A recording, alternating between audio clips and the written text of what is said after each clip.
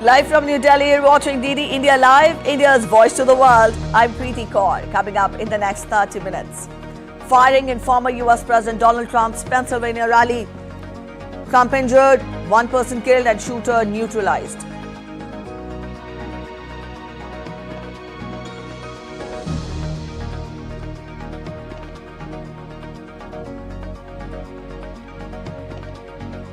Leaders continue to condemn political violence against Trump.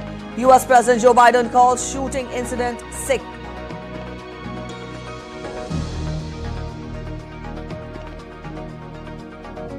Olympic flame to illuminate Paris on Bastille Day, marking final countdown to 2024 games.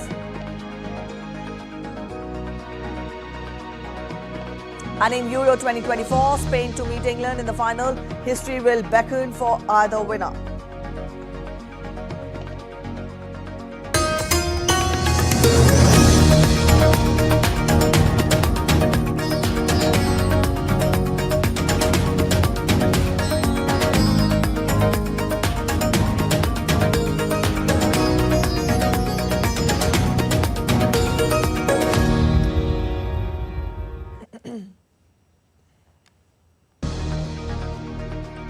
All right, let's begin with the big news. Gunfire erupted at former US President Donald Trump's rally in Pennsylvania on Saturday, sparking panic in the crowd and spattering the Republican president candidate with blood before he emerged and defiantly pumped his fist in the air and was ushered to a waiting car.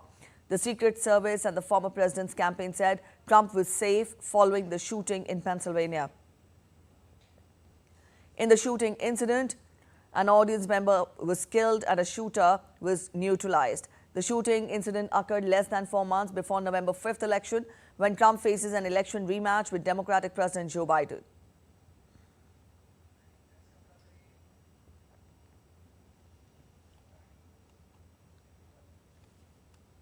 US President Joe Biden condemned the shooting incident. Addressing the nation after the incident, Biden said that he has an opinion about whether the shooting at former President Trump's rally in Pennsylvania was an attempted assassination, but that he didn't have enough facts to comment. I have tried to get a hold of Donald. He's with his doctors. Apparently he's doing well. I plan on talking to him shortly, I hope, when I get back to the telephone. Look, there's no place in America for this kind of violence. It's sick. It's sick. It's one of the reasons why we have to unite this country. We cannot allow for this to be happening. We cannot be like this. We cannot condone this. Issuing a statement on Truth Social, Donald Trump said, and I quote him, "I want to thank the United States Secret Service and all of law enforcement for their rapid response on the shooting that just took place in Butler, Pennsylvania. Most importantly, I want to extend my condolences to the family of the person at the rally who was killed and also to the family of another person who was badly injured. It is incredible that such an act can take place in our country. Nothing is known at this time about the shooter, who is now dead. I was shot with a bullet that pierced the upper part of my right ear. I knew immediately that something was wrong in that I heard a whizzing sound, shots, and immediately felt the bullet ripping through the skin. Much bleeding took place, so I realized then what was happening. God bless America."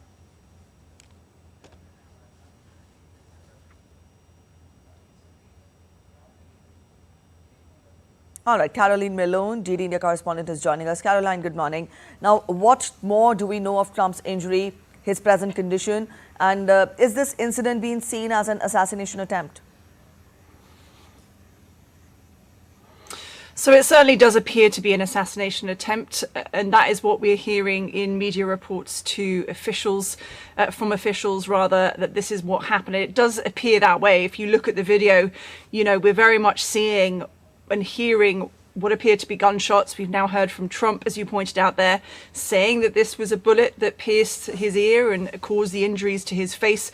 We also know from witnesses who were in the crowd, including in particular one emergency doctor who has been caught on camera and released on social media, that he tried to save the life of someone that was shot in the head.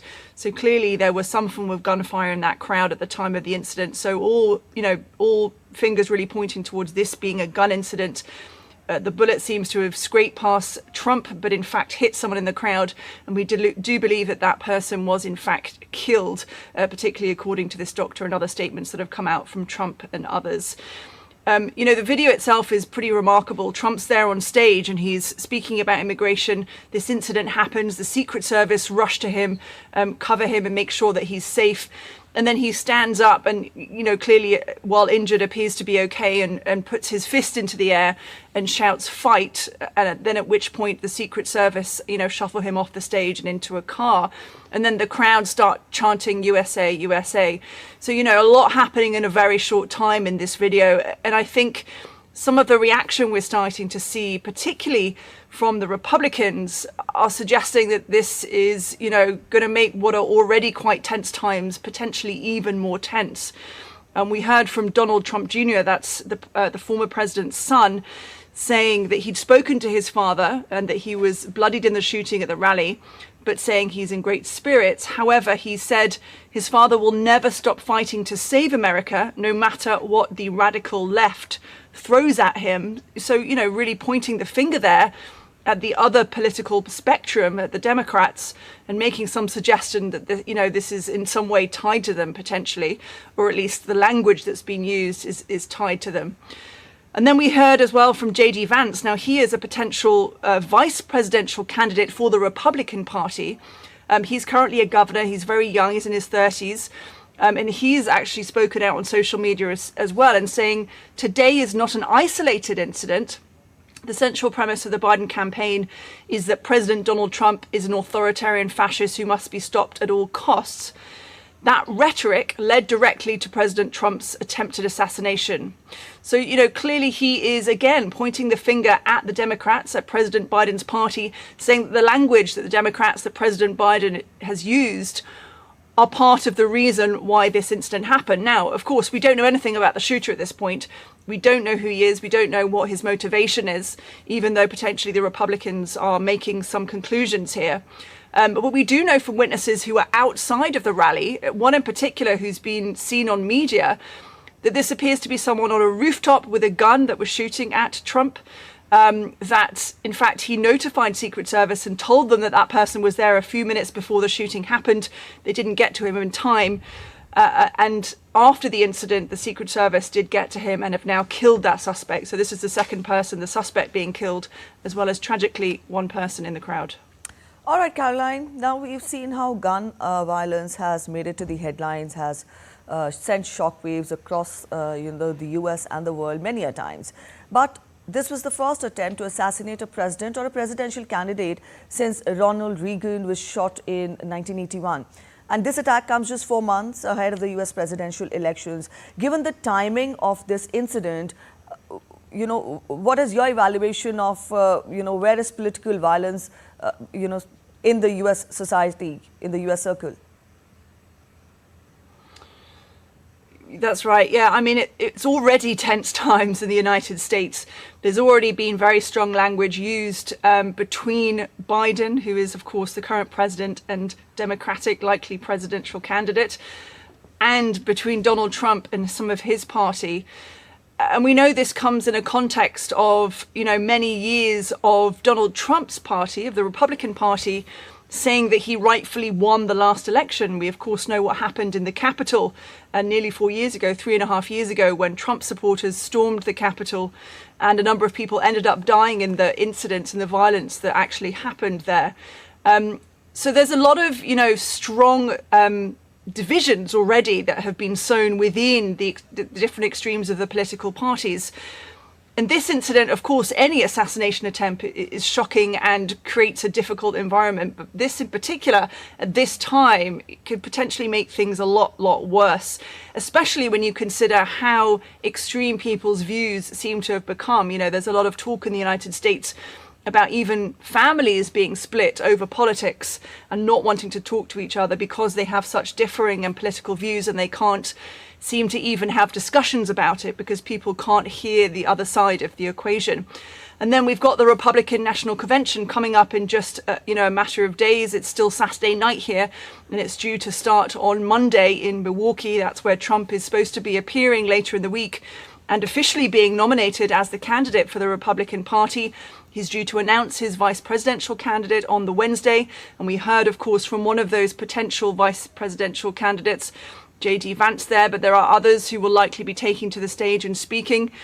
There's also some speculation that Trump even may appear later today, that, you know, we'll have to see, of course, if he's well enough, that he may even appear at a different event later today to speak out. But, you know, you can only imagine that this is really going to make things worse at a time at which a lot of people are already very strongly divided in the United States. All right, Caroline, we leave it here. Thank you so much for joining in with those details and those inputs. And US Vice President Kamala Harris took to X and condemned the shooting at Donald Trump. She posted, and I quote her, "Violence such as this has no place in our nation. We must all condemn this abhorrent act and do our part to ensure that it does not lead to more violence."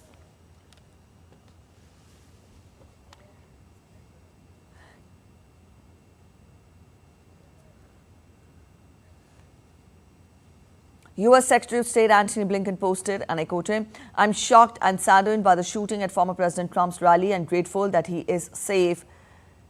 As POTUS said, there is no place for political violence in America and we must all condemn it." While former US President Barack Obama posted that there is absolutely no place for political violence in our democracy, although we do not yet know exactly what happened, we should all be relieved that former President Trump wasn't seriously hurt and use this moment to recommit ourselves to civility and respect in our politics. Michelle and I are wishing him a quick recovery.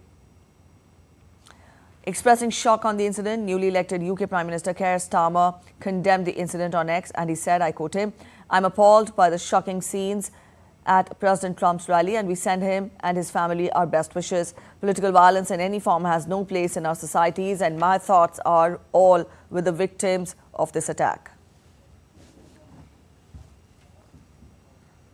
With a 4-day event scheduled from July 15th in Milwaukee, Wisconsin, all eyes were on the US Republican Party's national convention. However, now that Donald Trump has been shot at during a Pennsylvania rally, chances for the convention seem slim. Americans gathered at Milwaukee for the event expressed their shock on the incident.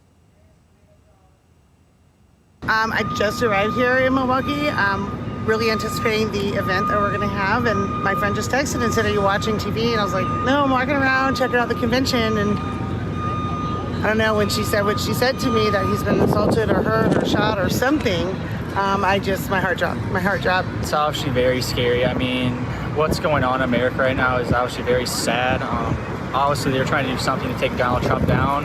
I mean, it makes you sick, really. It gives you the political discourse, and it's always been bad. But for that, and I think so much of it is just hype, that gets people riled up to a point where that would happen. Or that opposing political views are so contentious that people can't stand the thought of someone else's political views to the point where they would take action to make an attempt at a candidate's life. It's horrible. You're watching DD India Live. We're heading for a short break, but after the break, Robocon 2024 organized by IIT Delhi and Prasar Bharati to conclude on Sunday. A Niti Aayog report on sustainable development goals shows India making significant progress towards the goals. It will be a cracker of a contest today. Carlos Alcaraz and 7-time champion Novak Djokovic to lock horns for the Wimbledon title.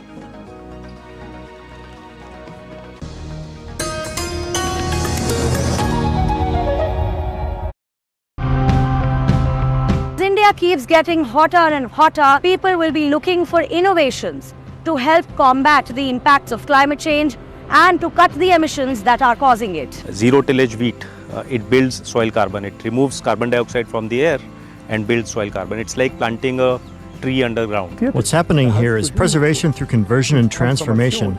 I think you can see that very well here. You can take good experiences from it, and those are transferable. Perovskite over silicon, as material, is the ease of processing. Silicon is something that is relatively energy intensive to fabricate, but this is something that can be done at close to room temperatures.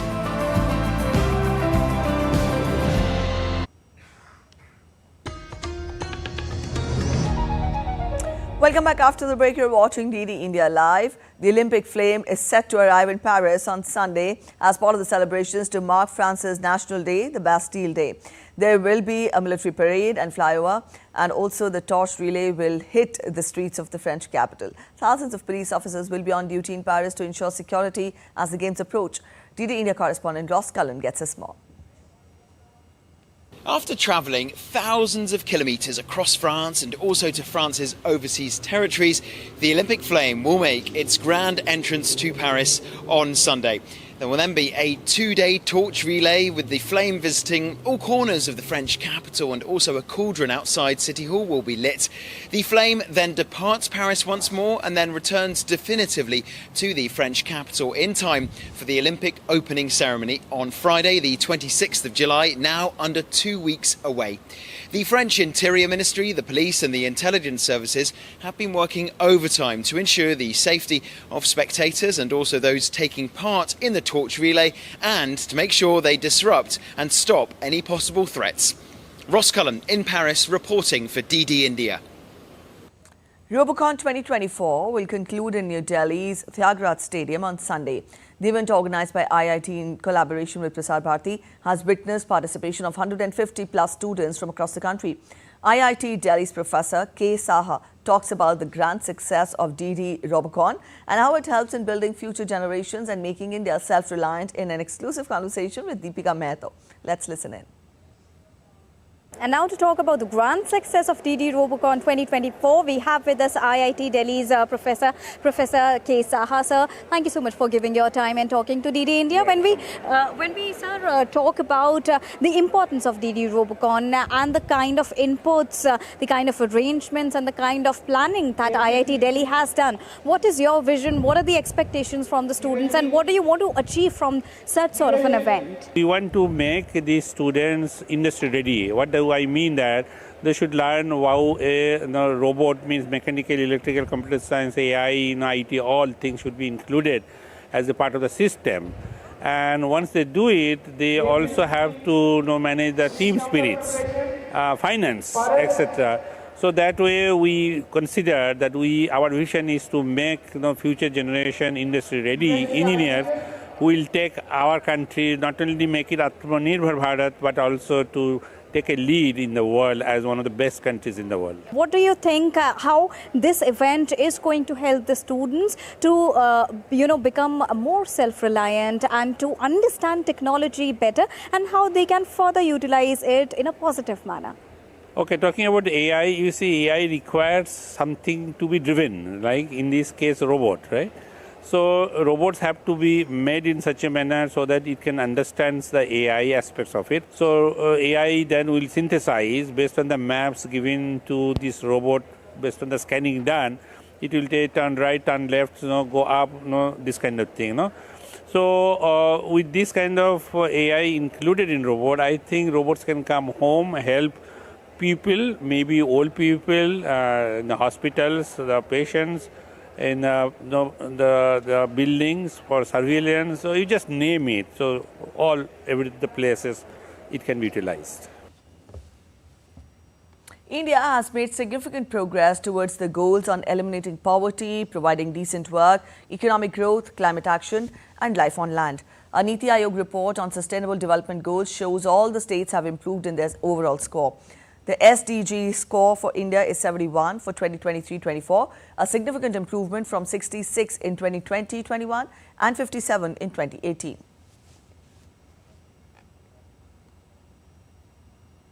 Let's talk of sports, and in cricket first, India defeated Zimbabwe by 10 wickets in the 4 T20 international match in Harare to take an unassailable 3-1 lead in the 5-match series. Chasing 152 runs for the win, the tourists overcame the target in less than 16 overs. Opener Yashasvi Jaiswal was ruthless on the bowlers as he slammed 93 runs off 53 balls, while captain Shubman Gill contributed with 58 runs. Earlier, Zimbabwe posted 152 for the loss of 7 wickets after Gill won the toss and invited the hosts to bat first. Zimbabwe got off to a solid start as openers added 63 in less than 9 overs, but soon after their innings got derailed, the hosts lost 4 quick wickets. Captain Sikandar Raza led the fight back to take his team to a respectable total, and he top scored with 46 runs.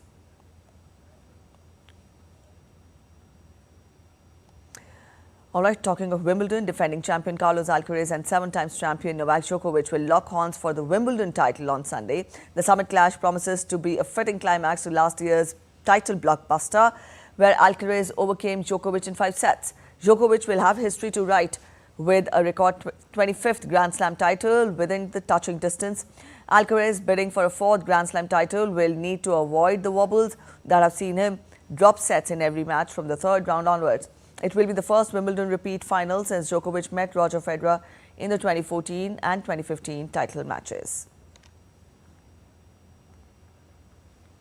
Barbora Krejcikova of the Czech Republic beat Jasmine Paolini to win the Wimbledon title on Saturday. She resisted a spirited fight back by the Italian to win 6-2, 2-6, 6-4. Krejcikova showed her experience in the deciding set, serving superbly to add the Wimbledon crown to her 2021 French Open title. She had only won 3 matches in 5 months before the tournament after struggling with illness and injury. Krejcikova, who also owns 10 doubles Grand Slam titles, including 2 at Wimbledon, is the latest in a long line of Czechs to win the singles at Wimbledon. And now we get to more on the sporty clash of the day. England will take on Spain in the Euro final clash on Sunday in Berlin. Spain will go into the final as slight favourites as they have won every match in the tournament. Spain's ball possession and movement is likely to give England their biggest test so far. England will have to wrestle the possession from Spain, who also have the outstanding Fabian Ruiz in midfield.